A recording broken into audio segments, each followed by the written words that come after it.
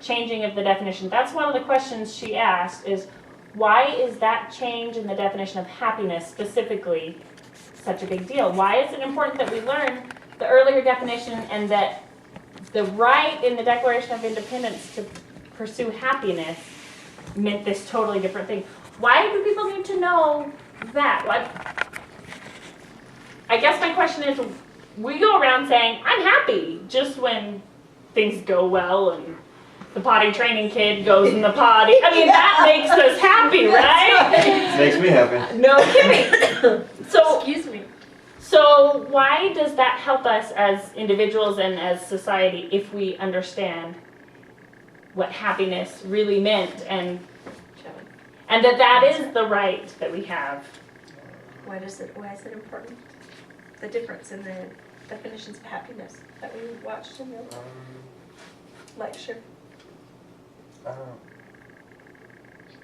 think some of it is the happiness that we think of today is so centered around ourselves. And the original one was kind of a lifestyle, what you do. I love that she also said, that's what I was thinking too as I wrote the differences, but I love also that she, that goodness was a part of the original happiness. But yeah, that's The other thing, self-centeredness is the other thing I was thinking about that they pointed out is that happiness definition of today is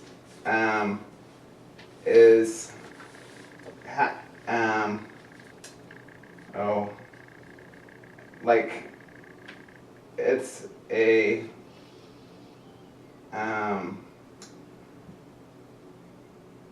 one step. I mean, it's like a child going to the bathroom and instant happiness. Yes. Whereas the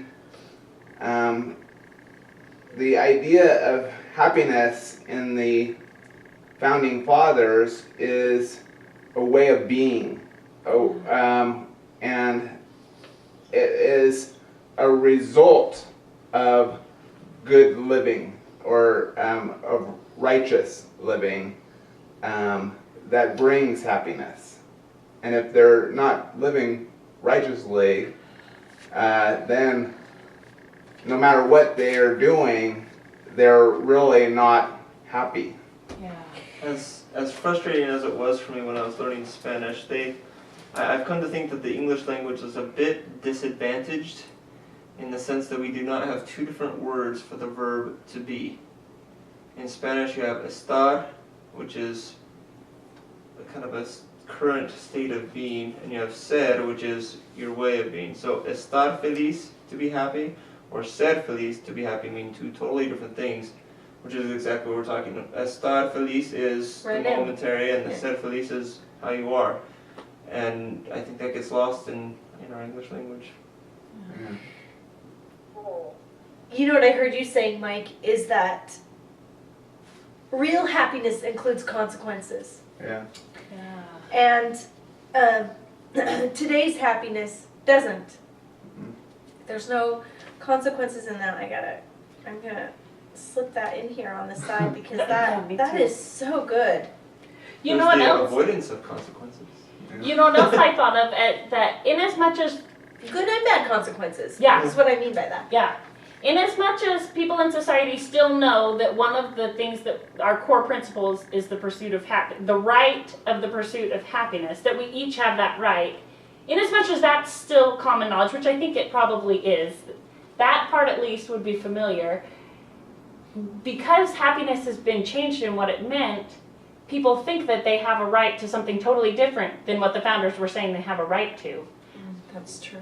And so they're thinking, if we think of happiness as a one-step, self-centered, selfish thing, like you're bringing up, then that makes sense about having some entitlement problems. Because everyone thinks they have a right to happiness. Whatever that means, whoever's toes they step on, whoever has to be sad and miserable because they're going to be happy, they have a right to be happy. And that sounds really cruel, but if we have that mentality that we have a right to pursue happiness, that doesn't seem to take in very many other people's needs or wants or if things are requisite in my definition of pursuing happiness, such as my education, my health care, etc., then naturally those are entitlements I feel entitled to because those are what I have to be able to pursue happiness. And that says entitlement with no responsibility. That what you just said was not anything about responsibility. It's my right, so you can give it to me. You know, and the other note I had on here was that today's happiness, a lack of it can be blamed on other people. If I'm not happy, it can be the government's fault because they didn't give me an education and give me, you know, health care and all these things. Did we lose your favorite? You there? You lost her. Oh, we can get her back. Yeah. Yeah, we can't just blame it on other people. Like it's their responsibility to give it to us and it's their fault if we didn't find it. Right, Yeah. right. If they don't hand it to us. Yeah. Blast about finding it. That takes effort. Yikes! When I think that people might really be having, and not that they would say that necessarily, I don't know if some people do, but that's the paradigm. That's what's going on. Well, and that was my very next point. The next question, where are we in the Tyler cycle and how do you know? And Mike, you know, you talked about being between complacency and apathy, but I really see society. I mean, I really have to, you know, take me out of the cycle here because I don't feel like I'm dependent on the government. However, after an election, when somebody's celebrating and saying, I don't ever have to worry about a car payment again. Yeah. I don't ever have to worry about a house payment again because Obama's going to take care of me. We're there. You know? Yeah. That goes back to the, you know, it's owed to me. You know, it's a right. I need that to be happy. And so, and the list just goes on and on, you know. Yeah. The welfare rolls, the food stamps, that all of it is increasing. There are more and more numbers every month on those rolls. Landon, do you have any other thoughts about where we are in the cycle? Did you answer that Just question? what my mom said. I think we're at the dependence stage. Is it? And not just the people, but the country in general. Yeah. And how do you see that the most? And mostly debt to other countries. Yeah. The country as a whole. As a country. It's on all these levels. It just gets bigger and bigger and bigger. And also That's true. on the educational level, how behind the average American is. Dr. Carlson, did you see that? Did you see that speech by Dr. Carlson, the prayer breakfast? No, He started an institute reading. I'm gonna forget what you said about. Oh, dependent on education. He talks about how his life was changed when his mother made them turn off the TV and read 2 books a week, and they had to turn in. Yeah, Ben Carlson, right? Is that his name? Ben? Yes. Yeah, we watched that movie about him. They had to turn in written book reports every week to her, and he said they didn't even know that she couldn't read. She couldn't read them, but she required them, and how it changed his life. And is she losing? Are we losing her? I think again? we're getting her back. Oh, yay! Mom?